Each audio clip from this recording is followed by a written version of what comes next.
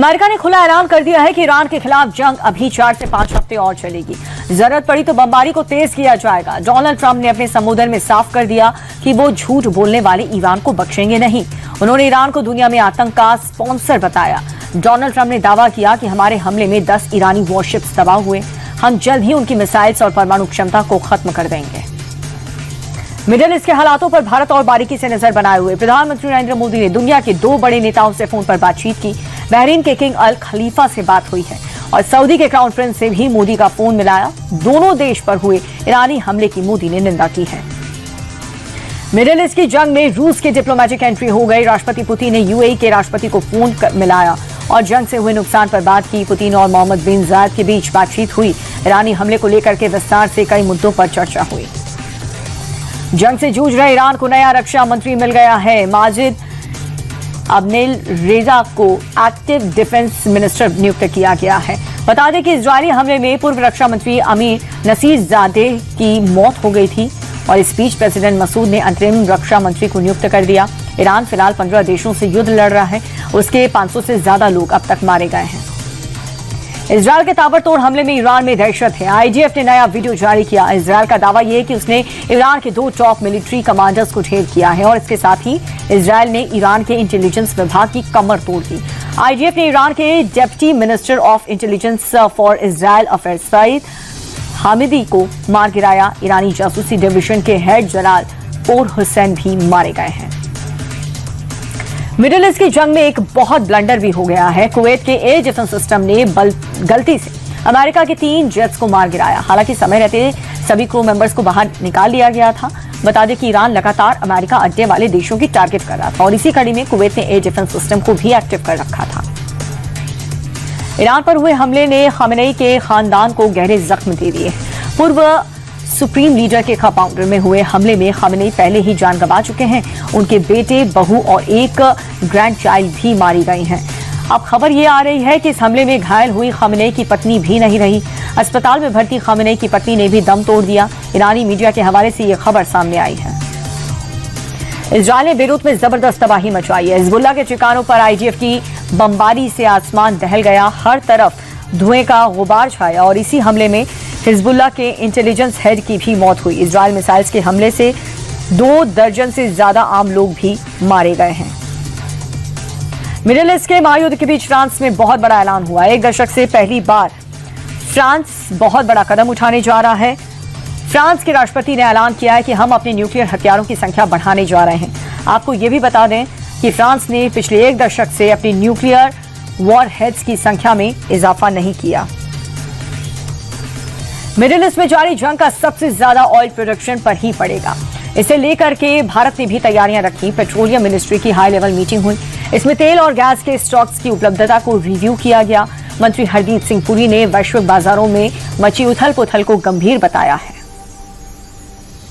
Operation सिंदूर में शानदार performance के बाद सेना ने S-400 एयर डिफेंस सिस्टम की यूनिट बढ़ाने का फैसला लिया। रूस से 5 और S-400 Sudarshan air defence system खरीदे जाएंगे और इसको लेकर के डील अंतिम चरण में है। 3 यूनिट्स पहले से तैयार हैं और ऑपरेशनल है। 2 सिस्टम पर काम चल रहा है। ऑपरेशन सिंदूर के दौरान भारत के सुदर्शन चक्र ने पाकिस्तान को घुटनों पर ला दिया था।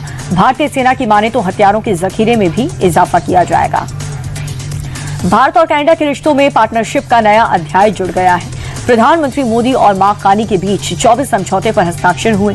इसमें AI, शिक्षा, टेक्नोलॉजी समेत कई क्षेत्र में आपसी संबंधों को बढ़ने पर सहमति बनी। कनाडा की यूनिवर्सिटी में भारतीय छात्रों के लिए प्रोग्राम लॉन्च किए जाएंगे। बिजनेस सेक्टर में इन्वेस्टमेंट की तैयारी है। दिल्ली ट्राइब फेस्ट में कनाडा भागीदारी बनेगा। पीएम मोदी और मार्क कार्नी ने CEO फोरम में इसकी घोषणा की है। 16 मार्च को होने वाले राज्यसभा चुनाव के लिए महाराष्ट्र के महाविकास आघाड़ी ने कैंडिडेट का नाम फाइनल कर लिया। शरद पवार को कांग्रेस और उद्धव गुट ने उम्मीदवार बनाया है। महाराष्ट्र की 7 राज्यसभा सीटों महाविकास आघाड़ी के पास जीतने लायक बस एक ही सीट है। इसके लिए सबसे पहले आदित्य ठाकरे की दावेदारी की थी। हालांकि लंबी बहस के बाद सभी गुट शरद पवार को राज्यसभा भेजने के लिए तैयार हो गए। 5 मार्च को नॉमिनेशन फाइल किया जाएगा। बंगाल की चुनावी लड़ाई दिलचस्प होती जा रही है। सीएम ममता बनर्जी ने एक बार फिर से इलेक्शन कमीशन और बीजेपी के खिलाफ मोर्चा खोल दिया। ममता बनर्जी ने कहा कि हमारे देश का संविधान गंभीर खतरे में है क्योंकि बीजेपी और चुनाव आयोग ने लोगों से वोटिंग का अधिकार छीनने का कसम खाई। चुनाव आयोग जानबूझकर वैध मतदाताओं का नाम काट रहा है। ममता ने इसे संवैधानिक हक पर खुला प्रहार बताया। हमेशा से ही ममता बनर्जी ने बड़े सख्त तेवर मीडिया के सामने आए, मगर अब चुनाव से पहले दीदी डांस कर रही हैं। कोलकाता में एक होली प्रोग्राम रखा गया जिसमें अतरंगी तेवर उनका देखने को मिला। दीदी ने महिलाओं के साथ डांस किया। ममता कलाकारों के साथ झूमती हुई नजर आई और ममता बनर्जी ने गरबा में जम करके डांस किया है।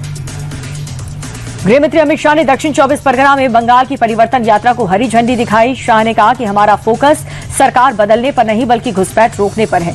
सरकार बंगाल की जनता को खुद ही बदल देगी, क्योंकि बंगाल के लोग भी दीदी की तानाशाही से तंग आ गए हैं। बंगाल को करप्शन फ्री और घुसपैठ फ्री बनाना ही असल परिवर्तन है। मध्य प्रदेश के छिंदवाड़ा में सड़क हादसे में हाहाकार मच गया, जहां पर सिवनी रोड पर एक सीएनजी कार की बोलेरो से टक्कर के बाद भीषण आग लग गई और इस हादसे में कार सवार पिता पुत्र की जिंदा जलने से दर्दनाक मौत हो गई। मृतकों की संख्या रिटायर्ड कर्मचारी अमृत सिंह और उनके बेटे अरुण के रूप में हुई है। बताया जा रहा है कि गाड़ी चलाते समय नींद आने के कारण यह हादसा हुआ और सीएनजी किट की वजह से कार आग का गोला बन गई। कुंजीपुरा पुलिस ने मामला दर्ज करके जांच शुरू कर दी है। राजस्थान के प्रसिद्ध कृष्ण धाम में श्री सांवलिया सेठ मंदिर का भंडार 1.5 महीने बाद खुला और पहले दिन नोटों की बारिश हो गई। पहले चरण की गिनती में कुल 10 करोड़ 65 लाख रुपए की नगद धनराशि प्राप्त हुई। इस मौके पर मंदिर मंडल के अध्यक्ष और प्रशासनिक अधिकारी भी मौजूद रहे। मंदिर प्रशासन के मुताबिक दूसरे दौर की गिनती अब 5 मार्च को की जाएगी। पिछली बार भंडारे से रिकॉर्ड 35 करोड़ रुपए निकले थे। मुंबई के अलग अलग इलाकों में होलिका दहन के साथ बुराई पर अच्छाई की जीत का संदेश दिया गया। खास तौर से वर्ली में इस बार आतंकवाद के खात्मे की थीम पर होलिका दहन किया गया, जहां पर लोगों ने देश की एकता का संकल्प लिया। वहीं दादर में पारंपरिक रीति रिवाज और सांस्कृतिक कार्यक्रम के बीच लोगों ने एक दूसरे को रंग लगा करके शुभकामनाएं दी। पड़ोसी देश पाकिस्तान में अमेरिका ईरान युद्ध के चलते स्टॉक एक्सचेंज पूरी तरह से धराशायी हो गया। आज बेंचमार्क इंडेक्स 10% लुढ़क गया और एक ही दिन में 15,000 से ज्यादा अंकों की ऐतिहासिक गिरावट दर्ज की गई। जियोपॉलिटिकल तनाव के कारण शिपिंग और सप्लाई चेन बुरी तरह से प्रभावित हुआ है, जिससे कच्चे तेल में संकट गहरा गया। ट्रेडर्स के मुताबिक ये पाकिस्तान के इतिहास की सबसे बड़ी गिरावट है। अमेरिका के टेक्सास से दहला देने वाला मामला सामने आया, जहां पर ऑस्टिन शहर के एक मशहूर बार में बाहर हुई अंधाधुंध गोलीबारी में 2 लोगों की मौत हो गई, 14 घायल हो गए। हमलावर की पहचान 53 वर्ष के रूप में हुई है, जिसे पुलिस ने मौके पर ही ढेर कर दिया। हैरान करने वाली बात तो यह है कि हमलावर के कपड़ों पर ईरानी झंडा बना था। अमेरिका और इजरायल के ईरान पर हमले के बाद से हुई इस घटना को FBI संभावित आतंकी हमला मानकर जांच में जुट चुका है। घायलों से 3 की हालत बेहद नाजुक बनी हुई है। मैक्सिको के समुद्र के नीचे मौजूदा गुफा में एक प्राचीन मानव कंकाल मिलने से हड़कंप मच गया। विशेषज्ञों का मानना यह है कि कंकाल कम से कम 8,000 साल पुराना है। कंकाल जिस स्थिति में मिला है उससे संकेत मिलते हैं कि ये किसी प्राचीन धार्मिक अनुष्ठान का हिस्सा हो सकता है। बता दें कि इस क्षेत्र में अब तक 11 ऐसे कंकाल मिल चुके हैं। फिलहाल वैज्ञानिक इस मानव कंकाल के DNA विश्लेषण में है। T20 वर्ल्ड कप की रेस में भारत, इंग्लैंड, न्यूजीलैंड और साउथ अफ्रीका बचे हैं। सेमीफाइनल मैचों की विजेता टीमें फाइनल मुकाबले में खेलेंगी और इस बीच ICC ने सेमीफाइनल के लिए नियमों में बदलाव किए हैं। सेमीफाइनल मैचों के लिए रिजर्व डे रखा गया है। इसके अलावा मैच वाले दिन भी समय 90 मिनट के लिए बढ़ाया गया है। रिजर्व डे के दिन अगर मुकाबला खेला गया तो दोपहर 3 बजे से शुरू होगा और वहीं पहले दिन आधा मैच खत्म होने पर रिजर्व डे पर वहीं से शुरू हो जाएगा। मैच के नतीजों के लिए टीम को 10 ओवर बल्लेबाजी करनी जरूरी होगी। T20 वर्ल्ड कप 2026 में जिम्बाब्वे की टीम ने शानदार प्रदर्शन किया। टीम ने लीग स्टेज में ऑस्ट्रेलिया, श्रीलंका जैसी बड़ी टीम्स को हराया। हालांकि सुपर 8 में टीम हार करके टूर्नामेंट से बाहर हो गई, लेकिन खबर यह है कि टीम इजरायल, अमेरिका और ईरान के युद्ध के चलते इंडिया में ही फंसी हुई है। युद्ध के चलते खाड़ी देशों में एयरस्पेस बंद कर दिए गए, जिसके चलते जिम्बाब्वे की टीम भारत में फंस गई है और टीम कब लौटेगी इसको लेकर कोई भी स्थिति साफ नहीं है। ICC ने दिल्ली में टीम के लिए इंतजाम किए।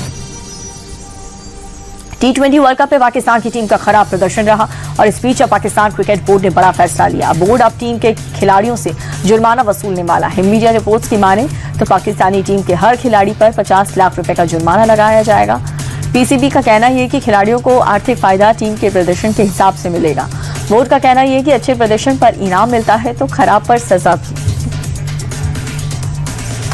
अफगानिस्तान की टीम 6 जून से भारत के दौरे पर आएगी, जहां पर भारत और अफगानिस्तान के बीच एक टेस्ट और 3 वनडे मुकाबला खेला जाएगा।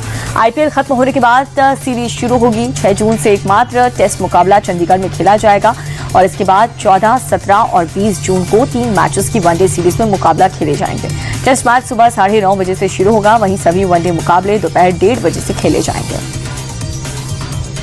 फीफा वर्ल्ड कप 2026 को लेकर के बड़ी खबर सामने आई है। रिपोर्ट्स के मुताबिक युद्ध के बीच ईरान टूर्नामेंट को बॉयकॉट कर सकता है। ईरानी फुटबॉल फेडरेशन ने कहा कि मौजूदा हालात में अमेरिका में जाकर के खेलना बहुत मुश्किल है। बता दें कि 11 जून से 19 जुलाई के बीच FIFA world cup America, Mexico, Canada में खेला जाएगा।